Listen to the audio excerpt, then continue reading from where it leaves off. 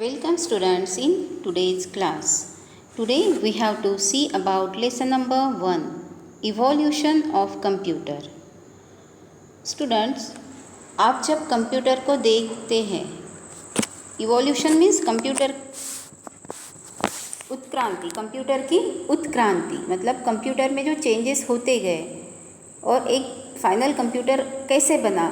तो आप जो सामने कंप्यूटर देखते हैं, आपको सामने मॉनिटर दिखता है, उसके बाजू में एक सिस्टम कैबिनेट रखा रहता है, दैट इज़ अ सीपीयू, फिर कीबोर्ड, माउस उससे अटैच रहते हैं। तो ये जो स्ट्रक्चर या फिर ये जो डिवाइस आपको सामने दिखता है कंप्यूटर, इसे कंप्लीट कंप्यूटर सेट कहते हैं या कंप्यूटर सिस्टम कहते हैं। तो ये जो कंप्यूटर सिस्टम आपको दिखता है, ये कैसे बना, किसने बनाया, या फिर स्टार्टिंग से ये ऐसे ही है क्या बनाया हुआ। तो ऐसे कई सारे सवाल आपके मन में भी आते होंगे। वही उन्हीं सवालों के जवाब अभी हमें देखने हैं। Now we will see the answers of such type of questions. A computer is an electronic machine that can store, retrieve and process data. Tells okay, computer is an electronic machine. वो क्या, why it is an electronic machine? Because it works on electricity, that's why we call it electronic machine. And computer क्या करता है? Store करता है data, input लेता है, उसे स्टोर करता है, रिट्रीव भी करता है मतलब लेता भी है और देता भी है, एंड प्रोसेस डेटा, और डेटा प्रोसेस करके आउटपुट भी शो करता है। सो computer is also one of the smart machine. Before the invention of the automated electronic machine, the term computer was used to refer to the people who perform calculations. अब ये जो computer एक smart machine, automated electronic machine आपको दिख रहा है, ये बनने से पहले कंप्यूटर, ये वर्ड कैलकुलेटिंग डिवाइसेस को कहा जाता था। जो पर्सन कैलकुलेशंस करते थे, बड़े बड़े कैलकुलेशंस करते थे, वो ये वर्ड यूज़ करते थे for calculation process. This was a time consuming and tedious task. अब जो कैलकुलेशन करते थे वो सिंपल डिवाइसेस पे होते थे, तो कैलकुलेशन करना ये बहुत एक बड़ा टास्क, बहुत बड़ी बात होती थी और बहुत ज़्यादा टाइम लगता था कैलकुलेशन में।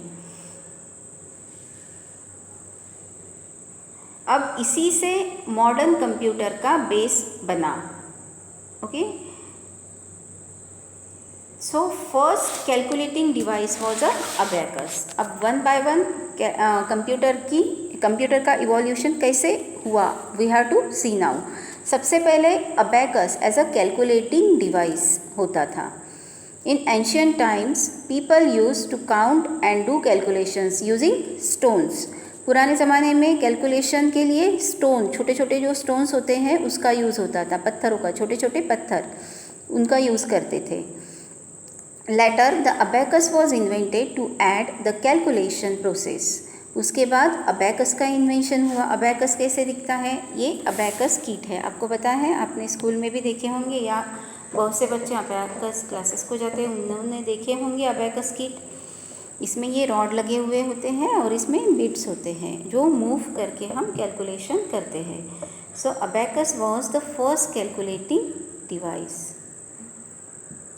It was the one of the earliest calculating device used to count large numbers and perform mathematical operations of addition and subtraction.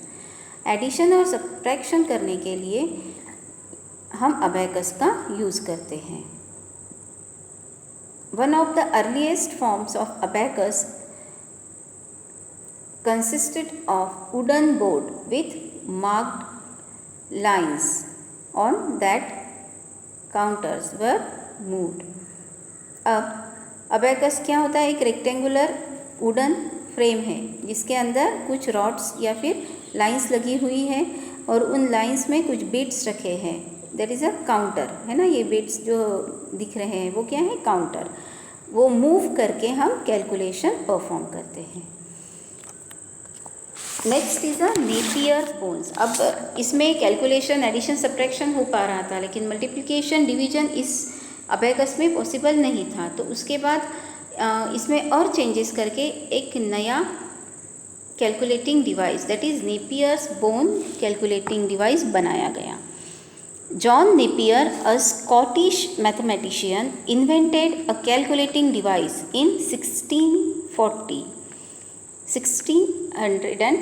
called Napier's bones for the multiplication of large numbers.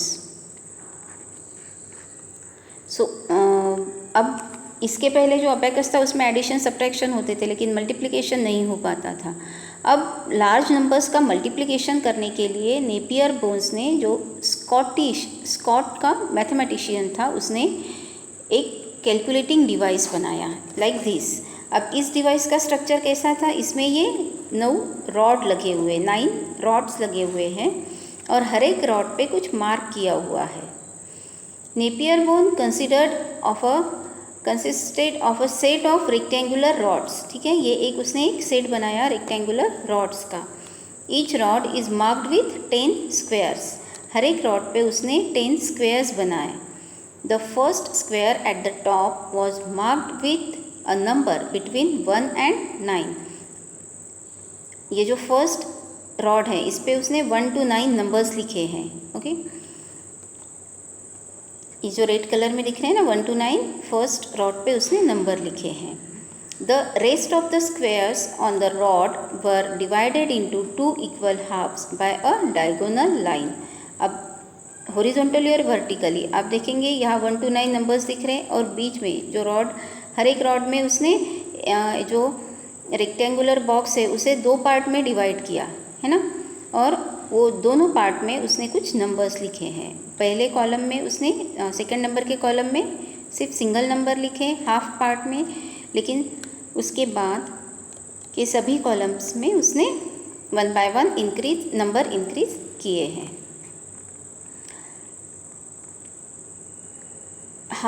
Rod were divided into 2 equal halves by a diagonal line, है ना, ये horizontal line diagonal line से ये rod को divide किया है 2 part में, rectangle को डिवाइड किया है 2 पार्ट्स में। The squares down the length content multiples of the number eight the top. अगर आप इसे कैलकुलेट करेंगे तो आप देखेंगे कि ये मल्टीपल्स है, नंबर्स जो है वो मल्टीपल्स है एक दूसरे के। जैसे 2 का टेबल आपको पता है, 2 का टेबल आप जब बनाते हैं तो उसमें मल्टीप्लिकेशन आता है 1 into 2 is equal to 2, 2 into 2 is equal to 4, 2 into 3 is equal to 6, है ना।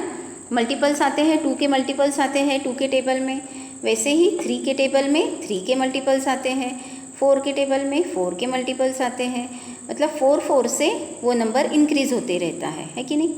तो ये उसी मल्टीपल्स का, वैसे ही मल्टीपल्स का यूज़ करके ये एक टेबल बनाया गया।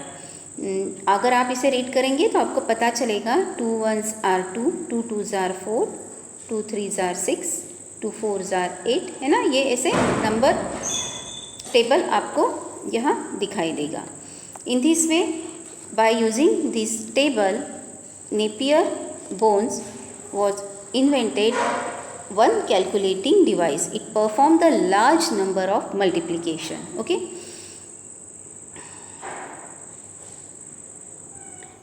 After that, Pascal's calculator was invented. The French mathematician who invented an arithmetic machine in 1642. This calculating machine was known as the Pascaline calculator. It was used to add and subtract numbers. अब ये pascal ने फिर एक नया calculator invent किया, तो इसमें फिर एडिशन और सब्ट्रैक्शन परफॉर्म किया जाता था। कैसे?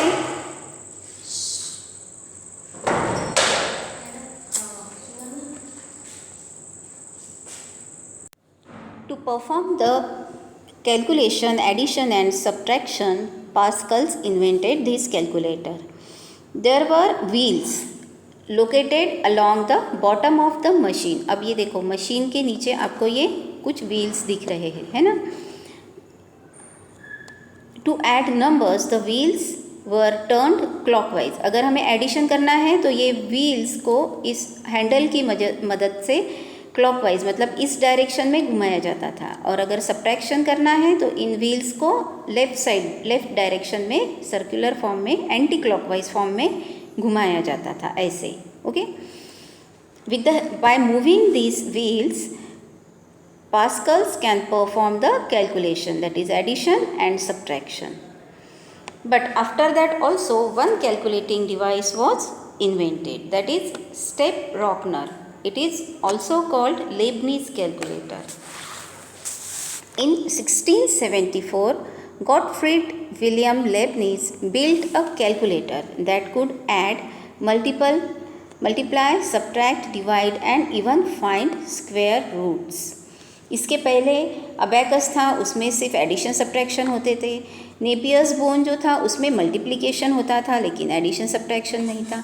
फिर उसके बाद पास्कल्स कैलकुलेटर आया, तो पास्कल्स कैलकुलेटर में एडिशन सब्ट्रैक्शन होता था. स्टेप रॉकर में भी एडिशन सब्ट्रैक्शन पॉसिबल होता था. तो ऐसा एक कैलकुलेटर बनाया गया जिसमें ये चारों चीज़ें बने, चारों बातें परफॉर्म हो सके, that is addition, subtraction, multiplication, division और स्क्वायर रूट भी. तो ऐसा एक कैलकुलेटिंग डिवाइस स्टेप-रॉकनर ने बनाया in 1674. Okay, it perform addition, subtraction, multiplication, division and even square roots also. हम इस पे स्क्वायर रूट भी कैलकुलेट कर पाते थे. He named the calculator step reckoner as it use stepped drums. इसने स्टेप-रॉकनर क्यों कहा? क्योंकि इसमें स्टेप्ड ड्रम्स यूज़ होते थे. इस यहाँ stepped drums, step by step ऐसे ड्रम्स यूज़ हुए हैं.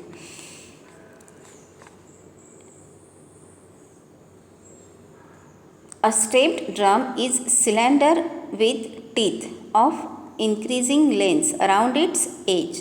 अब ये जो इसकी एजेस है इसमें लेंथ बड़ी, मतलब इसे मूव करने पर ये ऐसे लेफ़्ट राइट ऐसे मूव होते थे और सर्कुलर फॉर्म में मूव होते थे. और इसके ये जो एजेस दिख रही है व्हील की, यहाँ जो सर्कुलर प्लेट लगी हुई है, ड्रम्स लगे हुए, इसके एजेस भी उस समय ठीक हो जाती थी जब वो मूव होती थी. Circular with left right direction. By moving its shaft with this handle, they can perform the addition, subtraction, multiplication and division in Leibniz calculator. It is Step-Röckner is also called Leibniz calculator. Okay. इसके बाद एक और calculating device that is Jacquard's loom was invented. अब ये Jacquard loom जो है वो एक वीविंग मशीन की तरह वर्क करता था. वीविंग मशीन मतलब जो पहले देखो कपड़ा बुनते थे, है ना, कपड़ा बुनने के लिए जो मशीन यूज़ होती थी, it is called weaving machine. In 1801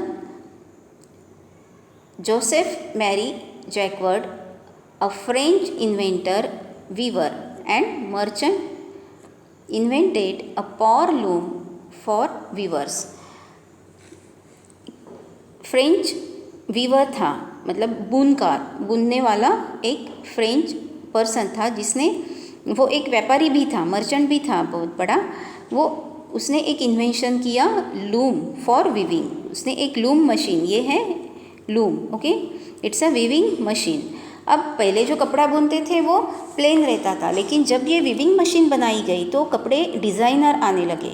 मतलब with the help of machine we can draw the design on the clothes, और with the help of thread we can draw the different design on the clothes.